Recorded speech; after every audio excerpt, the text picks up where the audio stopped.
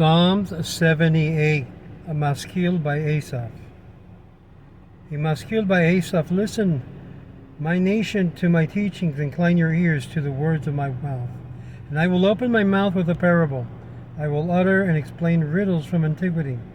That which we have heard and know them to be true, and our fathers told us, we shall not withhold from their sons, recounting unto the final generation the praises of the Lord.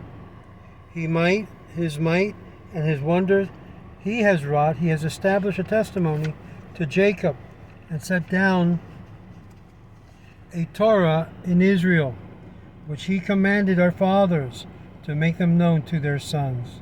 So the last generation may know, sons yet to be born, they will mature and will tell their sons, their own sons, so that they may be placed in their trust in God, and not forget the works of God, and they will safeguard his commandments, that they not become like their fathers, a wayward and rebellious generation, a generation that did not dedicate its heart aright, and whose spirit was not steadfast with God. The sons of Ephraim, though armed archers, retreated on the day of battle. They did not guard the covenant of God, and they refused to follow his Torah, because they forgot his works and his wonders that he had shown them. In the presence of their fathers, he did marvels in the land of Egypt, in the fields of Zoan. He split the sea and brought them across. He stood the waters like a wall, and he led them by a cloud by day, and all night long with fiery light. He split rocks in the wilderness, and provided drink like an abundant depth.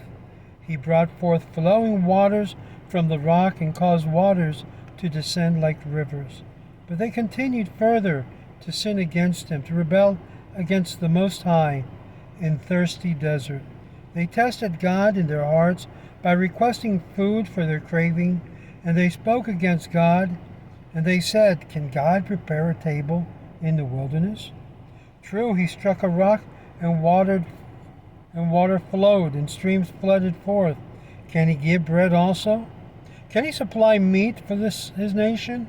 And therefore the Lord heard, and was enraged, and a fire was kindled against Jacob, and also wrath flared against Israel. For they had no faith in God, and trusted not in his salvation. Even though he had already instructed the skies above, and the doors of heaven he opened for them.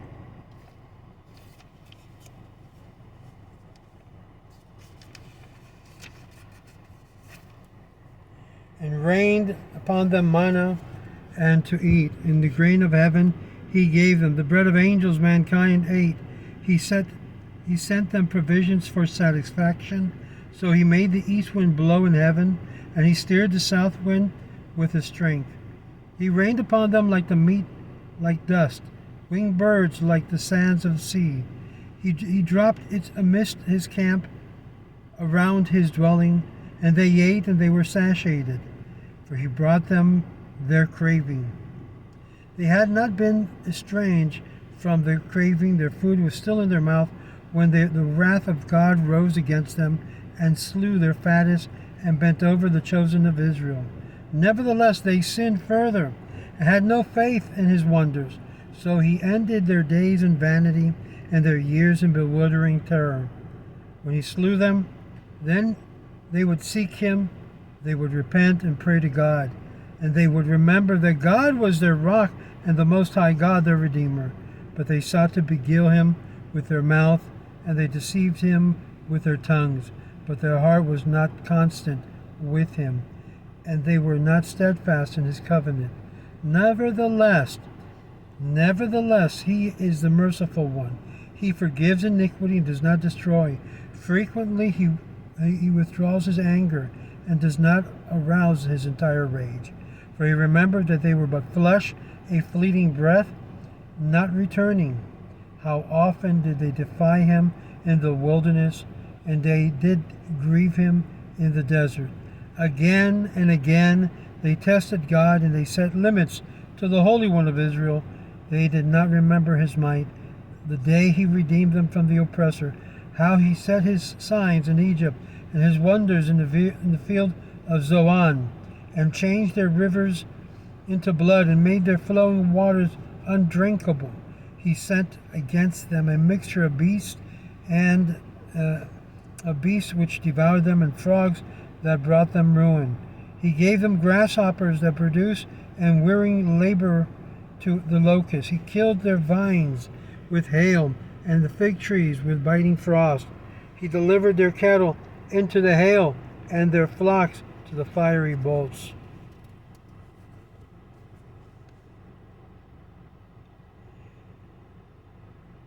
He delivered their cattle to the hail, and their flocks to the fiery bolts.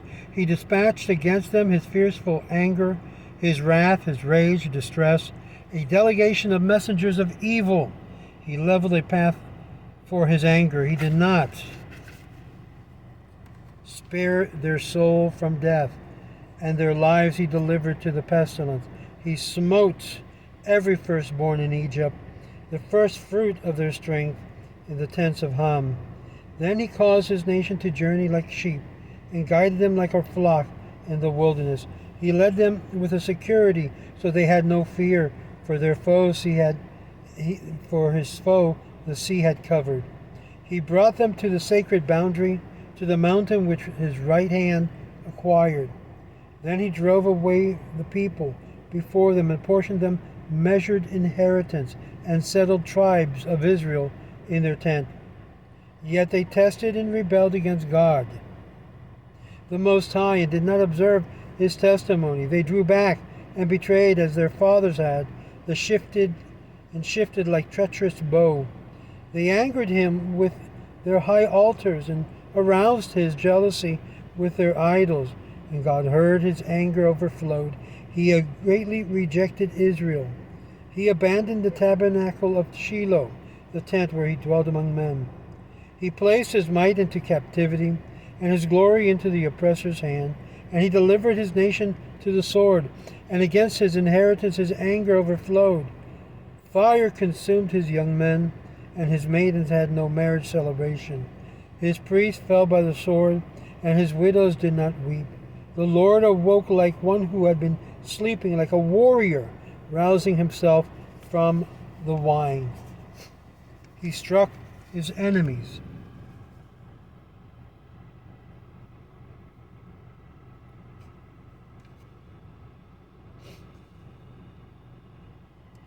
He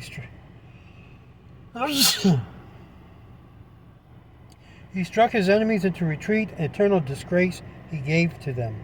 Though he rejected the tent of Joseph and did not choose the tribe of Ephraim, he chose the tribe of Judah, Mount Zion, which he loves. Mount Zion, which he loves. And he built his temple like the high heavens, like the earth he established it forever. He chose David and his servant, and took him from his sheep corrals, from behind the nursing ewes he brought him, and to the tent of Jacob his nation, and Israel his inheritance. And he tended them according to the integrity of his heart, and by the skill of his hand he led them. Psalm 78.